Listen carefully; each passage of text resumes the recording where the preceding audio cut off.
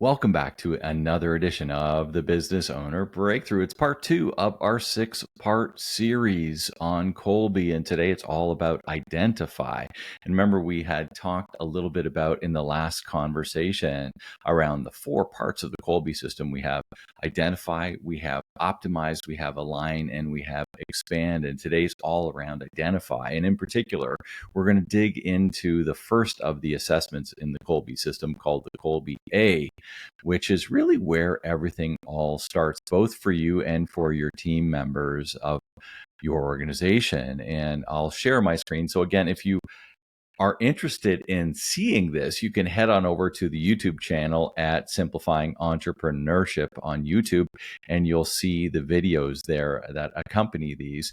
But if you're listening to this in your car, you're going to still understand it and get the gist of it, as always is the case on the Business Owner Breakthrough podcast. So I'll share my screen here.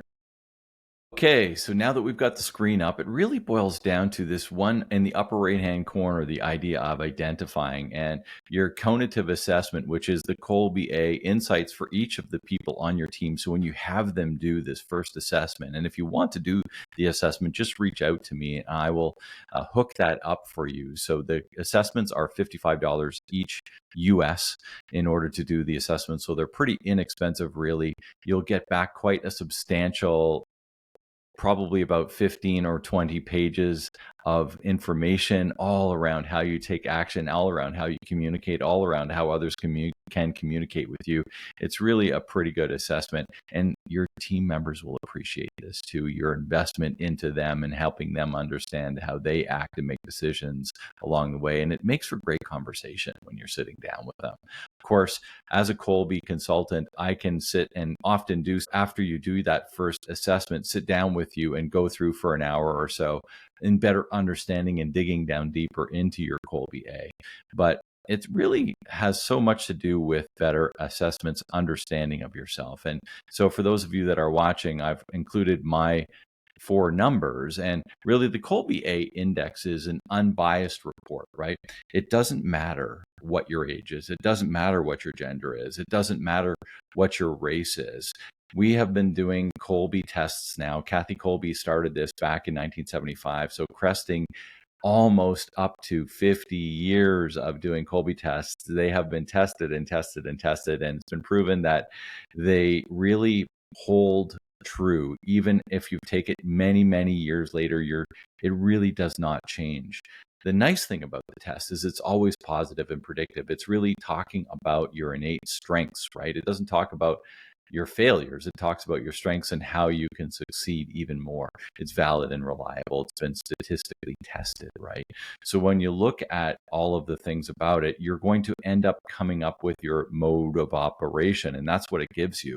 It's really these 4 zones of action that allow you to better understand yourself. And they are fact finder, follow through, quick start, and implementer. We're going to dig a little bit into each of those 4, because for every person out there, you're going to have different numbers that correlate to each of these pillars, really, each of these different zones, and they're unique to you. So starting off, the first number is always your fact finder. And fact finder is all around how you gather and share information. So think about how you collect facts. How many facts do you need to make a decision? In my case, I'm a 4 on the fact finder. So I don't need a ton of facts, but I do need some in order to feel comfortable making a decision, right? So some people are high fact finders that really need all of the information in order to feel comfortable about that. We'll dig a little bit more into these in our future conversations too, but we'll stop there and move on to the next mode, which is really your follow through. And it's how you organize and design. And it's how you take action and whether you complete action, right? Do you adapt or do you systematize things? In my case, I have a 3 on follow through, so I'm more in alignment with the adapting. In my case, I generally don't follow a lot of systems. I love to create systems, but I'm not the best at following them through all the time. So I use other people on my team as part of that process in order to follow through and make sure that I'm following through automations and all sorts of different things. But when you better understand where you align on these things, you can set up your decision making and project management around some of the other capabilities of your other team members, or maybe even automations and a variety of different things to help you get through, right? So when you think of follow through, it's how you organize and how you design and, systematizing of the things that you do every day. Quick start. In my case, I'm a 9 quick start. So I am a very high quick start. And quick starts really got to do with how you deal with risk and uncertainty. So somebody who would be low in the quick start number would really want to keep things the same. They like to stabilize. They like things not to change much. And people who are higher, like me, are innovators, essentially. They're people that are change agents, the people that are always wanting to make the next best thing and look at all of that kind of stuff, usually full of ideas. So in my case, I'm a high quick start. And then we have implementer. And implementer is really how you use and handle space and tangibles. So someone who is a low implementer, like me, I'm a 2 implementer. We're people that envision things, and people that are high implementers are people that demonstrate things. So my son, for example, one of my sons is a carpenter. He's a higher implementer, and he likes to work with his hands. He likes to build things. Now, when we look at all of these different modes, the fact finder, follow through, quick start, and implementer, it doesn't mean because you're higher or lower in any of those that you're better or worse. It just means that's how you innately take action. So for an implementer side of things, for example, I used to have a bathroom renovation company, and I can rip out a bathtub and change, your tile and all that sort of stuff. So I have the capability of doing that, even though my implementer is a 2, not a 7 or an 8 or a 9. So it's not got to do with the fact that you don't have the capability. It's got to do with the fact that you prefer not to do that sort of stuff. So in my case, I would prefer to design the bathroom and have somebody else build it, and move on to some of the other things around quick start that I really like living in. So fact finder, follow through, quick start, and implementer are the 4 modes of Kolbe that everything revolves around. And that's where everything starts. And that's where your Kolbe A really starts. And once you dig into those areas, whether you're a high or a low in each of those, has to do with your operating zones. So for example, if I'm low in a low implementer, which I am, I would counteract starting projects as an implementer. So I would start projects as a quick start because I'm a high quick start. I have a 9 in quick start. My numbers are 4, 3, 9, 2. So from the 9 perspective, I'm going to come up with all of the ideas, and I'll get to implementer later, right? The people that initiate action, when you have numbers that are in the 7 to 10 area on those modes, you typically initiate your decision making by that. So if you think about that, and if you think about the fact that if you know this about your team members on how they initiate action or what they're counteracting, isn't that going to help your communication? Isn't that going to help your project management? Isn't that going to help the better operation of your business and getting things done? This is the power here, not only understanding yourself better and how you take action, but understanding your team. And when we start merging your Kolbe A with your team members' Kolbe A and understanding who's counteracting certain things and why are we getting hung up on this project, or why are we not seeing the whole picture because maybe we're all the same in this project management team. All sorts of things start to come out when we look at the accountabilities that are within our team, right?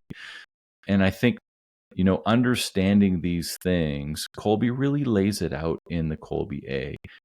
And then what I can do as a consultant, certified consultant, is we can overlay these Kolbe A's and pull up other reports. So we call them an A to A report. So if I was going to do one with somebody else on my team, which I've done all my team members essentially, but it's really overlaying my numbers with their numbers so that we can see where we're going to have conflict, and we're going to see where we're really the same, and we're going to see how we can better communicate with each other.